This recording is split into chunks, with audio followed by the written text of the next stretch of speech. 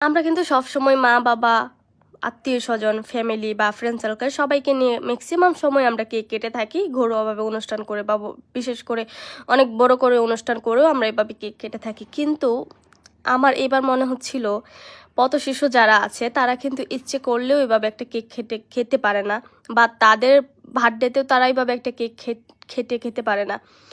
তাই আমার মনে হচ্ছিল যে আমি তাদেরকে নিয়ে আমি আজকে রাস্তায় গিয়ে তাদেরকে নিয়ে একটা কেক কাটবো এবং সবাইকে আমি খাইয়ে দিব। আমি 2টা কেক নিয়েছিলাম, 1 পাউন্ড করে 2 পাউন্ডের। আমি একটা কেক তাদেরকে দিয়ে দিয়েছি যে তোমরা এটা বাসায় নিয়ে খাবা, আর একটা কেক আমি নিজের হাতে তাদেরকে খাইয়েছি। আমার ভীষণ ভালো লেগেছে আমি যখন নিজের হাতে তাদেরকে মুখে তুলে খাইয়ে দিয়েছিলাম।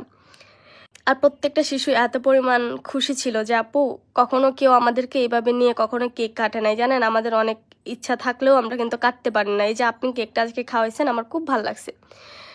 আসলে এই শিশুগুলা যখন ভালো থাকে বা এই মানুষগুলো যখন ভালো থাকে আমার অল্প কিছুতে, তখন আমার অনেক বেশি ভালো লাগে। আর এখানে যারা ছিল প্রত্যেককেই আমি এভাবে নিজের হাতে খাইয়েছি। আমার কাছে আজকে ভীষণ ভালো লেগেছে।